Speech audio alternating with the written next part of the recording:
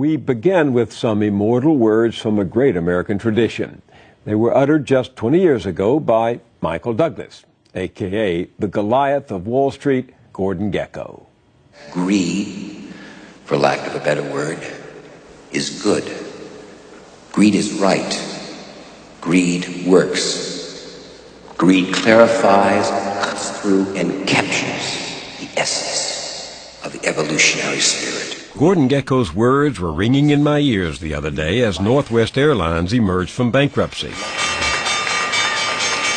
After 20 months of restructuring the company, CEO Doug Steenland rang the opening bell of the New York Stock Exchange. The best way to secure job security, the best way to secure security of your pensions, and the best way to provide increases in standards of living is for the airline to be very successful and profitable.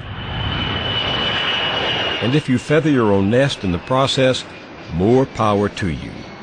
On top of Steenland's salary, reported at $500,000 or more last year, he will get a total compensation package of $26.6 million in stock. That's $5.8 million in stock options and $20.8 million worth of restricted stock that will vest over the next 4 years. And his official next of kin, the company's 4 executive vice presidents, were offered more than $10 million each on top of their salaries if they stay on for 4 years.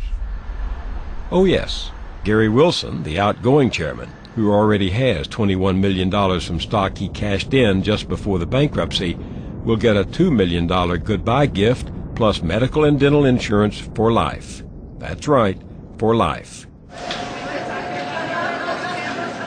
As for the folks who merely fly the planes, fix the engines, and serve those meals, snacks, well, they took pay cuts of 20 to 40%, as well as curtailed medical benefits, fewer days off, and frozen pensions.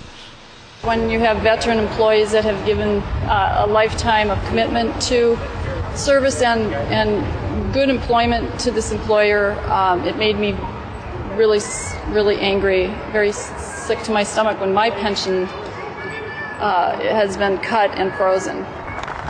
No wonder Northwest pilots, flight attendants, and machinists were out in protest on the steps of the Minnesota State Capitol last week.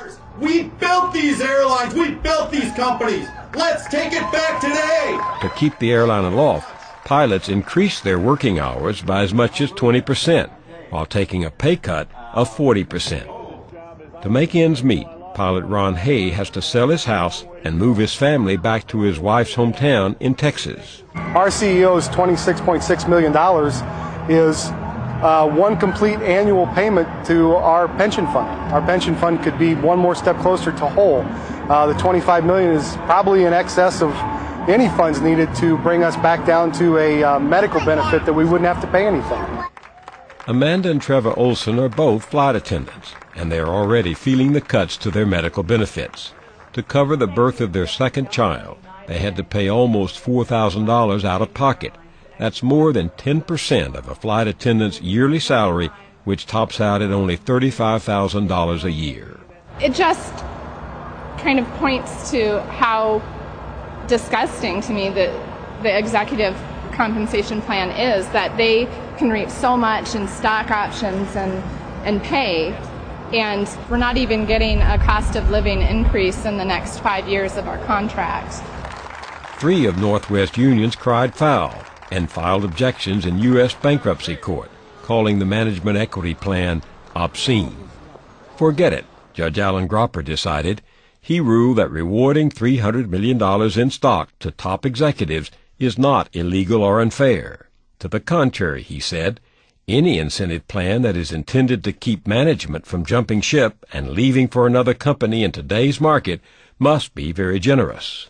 The court testimony was that our executives need to be compensated along the realm of executives at GM or Dell or other large corporations that create a profit through selling a product and growing their company. Right now, Northwest Airlines is on the verge of making a profit because they took concessions from primarily labor and, of course, the materials that they purchased, aircraft leasing, etc. In fact, of the $2.4 billion in expenses Northwest had to slash, cuts in workers' pay and benefits accounted for 60%. And workers have very little ability to jump ship the way that management can. It's taken me 20 years to reach this period, and if I were to quit and go to a competitor, I start over on probationary year, first year pay. And right now that's in the lower 30s at most places, and I can't feed a family.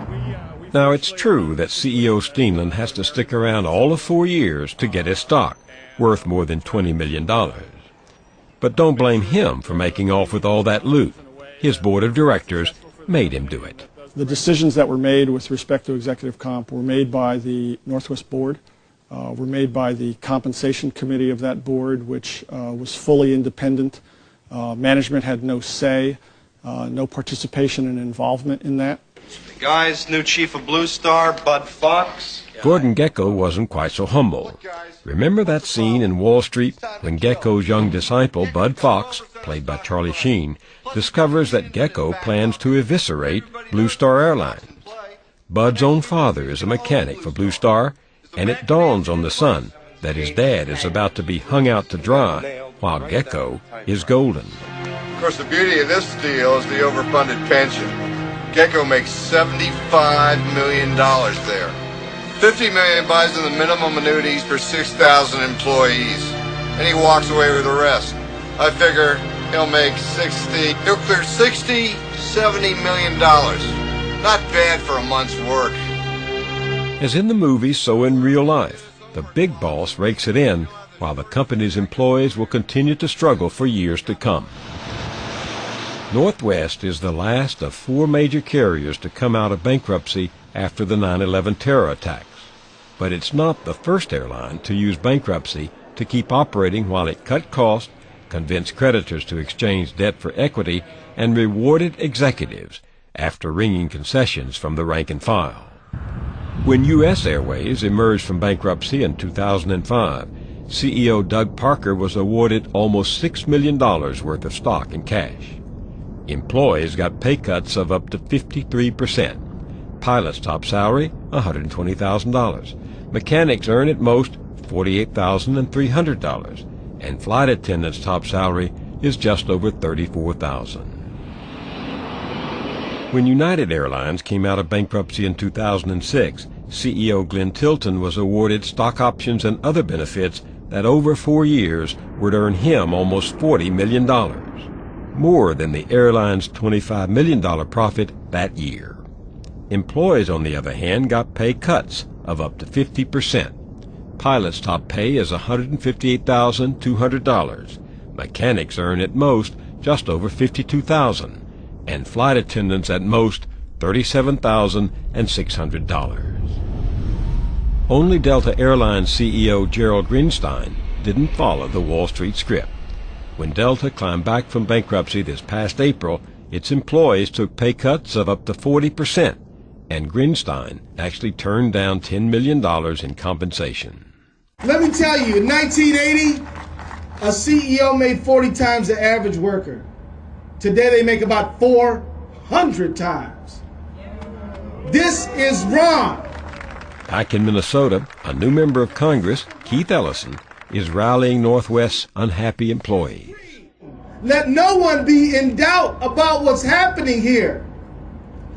Stock options for them, pay cuts for us. To hell with that. We can't have that anymore. No. You know, we know what's right. And when the rest of society catches on that this isn't just about your flight attendant, it's about your daughter, and it's about your son, and it's about what kind of life and fairness and compensation you expect for your children, that they will see that this is everyone's fight. This is not about a flight attendant contract or a pilot contract or a mechanic contract. It's not anymore even about the money. It's about what's right in our culture. What's right? I look at you, and I see myself. Why? I don't know. Sometimes it turns out right, even if only in Hollywood. In Wall Street, young Bud Fox comes to his senses, saves the airline, turns Gordon Gekko in, and gets caught himself for insider trading. But hold on. Gordon Gekko will soon be back. 20th Century Fox has signed a deal to produce a sequel to Wall Street titled Money Never Sleeps. So 20 years later, Gordon Gekko is returning. Yo.